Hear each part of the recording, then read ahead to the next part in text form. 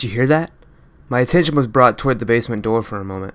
I stood in silence, closing my eyes to listen as closely as I could for the noise I heard. Joe wasn't as patient as I was. Imagine that. Hear what? I didn't hear shit. Almost on cue, the noise appeared again. The sound of something dragging. Joe's eyes became as wide as his mouth as he began to back away from the basement door in fear. "What the fuck was that?" he cried. I placed my index finger over my lips and proceeded to tell him to be quiet. I saw Joe gulp his fear down his throat, but for some strange reason my fear was overshadowed by my willingness to get to the bottom of what was going on. Against my better judgment and Joe's wishes, I opened the door to the basement. "What the fuck are you doing? Let's get out of here!" His pleas fell on deaf ears. "Look, if you want to leave, fine, but I'm going to go down there and see what that noise was. It was probably nothing."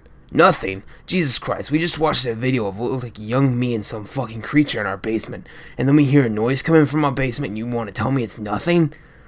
I just wanted to calm him down. Truth be told, I wanted to leave so I could be alone and not have to listen to his constant bitching. "Leave if you want. I'm going down there." Joe shook his head in disbelief. "You fucking crazy. I'm out of here." And that was that. I watched as Joe grabbed his coat and some belongings before leaving the house. Perhaps I should have done the same, but my curiosity got the better of me. What's that saying about curiosity and the cat?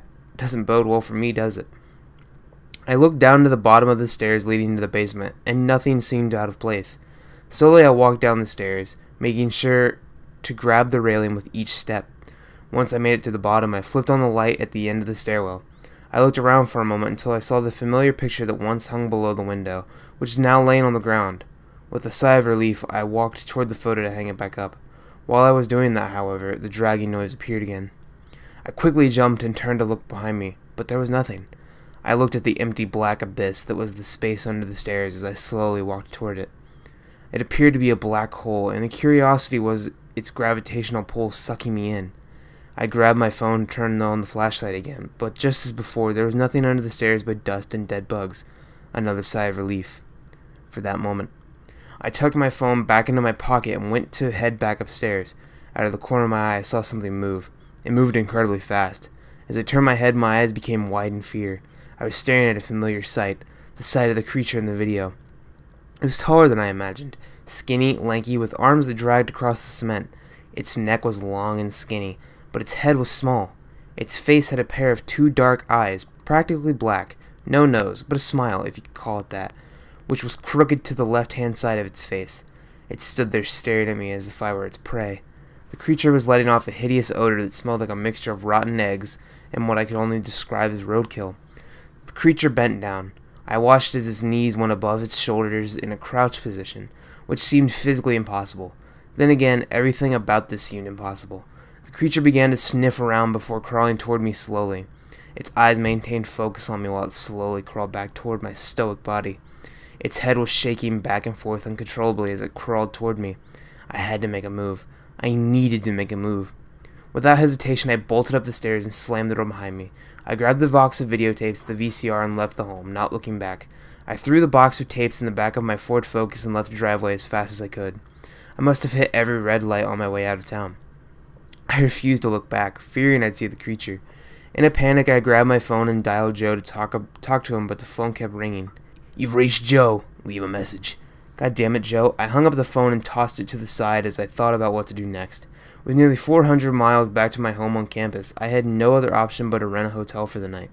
Pulling up to a Motel 8, I booked a room for the night and thought over everything in my head. Did I see what I thought I saw, or was my mind playing tricks? How did a creature that size remain hidden while I was down there? I sat on the edge of the hotel bed, still in disbelief. I looked over at the box of videotapes and the VCR that I was able to get in a hurry. Looking back, wasting time to get that fucking VCR was stupid, but there had to be more to this story. I was able to plug the VCR into the hotel television and went over everything in my head again. Should I watch the next tape? Should I go directly to the authorities?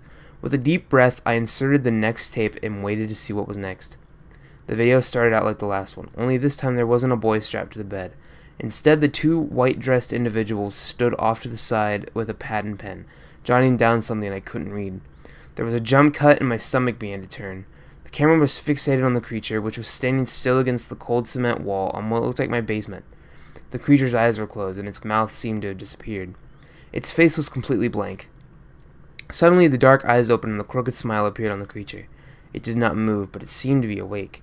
The two white-dressed individuals approached the creature and inserted a syringe into its elongated neck before the video cut. After another jump cut, the camera was pointed up the stairs towards the basement door. The door was closed, but not for long. The door opened and I saw my father slowly walking down the stairs to the basement. He seemed to be in a trance, and his eyes weren't what I remembered. They were pitch black. The creature was eating. What it was eating, I am not entirely sure. It was slumped against the wall, picking up pieces of food with its long fingers and forcing it into his mouth. The creature turned its head 180 degrees like an owl and was looking directly at the camera. Static. I couldn't contain myself anymore. I got to my feet and headed to the bathroom, vomiting from what I just saw. The creature made me physically ill just by the way it looked and how abnormal it was. Leaning over the toilet, thoughts rushed through my head. What was this creature? Are there more like it? Flush. I flushed my vomit down the toilet and went to get some rest. Everything from that night wore me out, and I could decipher more of the videos tomorrow after a decent night's sleep. I awoke the next morning to the sound of someone knocking on my door to my hotel room. In a groggy daze, I opened the door to see nobody there. When I looked down, I nearly jumped backward. Sitting on the ground was a single videotape. I gulped my fear down my throat, shaking from head to toe. I picked up the tape, looked around the hall of my floor, but saw no one. I closed my door, locked it, and sat on the edge of my bed. What was this tape? What was on it? Shit, I was too afraid to even find out. I had to talk myself into it, but fuck, I wish I didn't. I put the tape into the VCR and braced myself for the worst. What I saw sent chills down my spine. It was Joe, not as a child, but as an adult, wearing the same clothes he was wearing last night. Behind him was the creature, resting both hands on his shoulders, standing tall with its head out of view of the camera. Joe's head was lowered, looking down at the ground below his feet. He seemed to be asleep or unaware of what was going on, but he was breathing. Both Joe and the creature stood completely still for what seemed like hours, with the creature's hand placed firmly on his shoulders, tightening his grip with every passing moment. I watched in horror as the creature then dragged its tongue across the cheek of Joe before the video cut to static. The creature had Joe. The creature was still in that house. But that begs the question, who was filming it?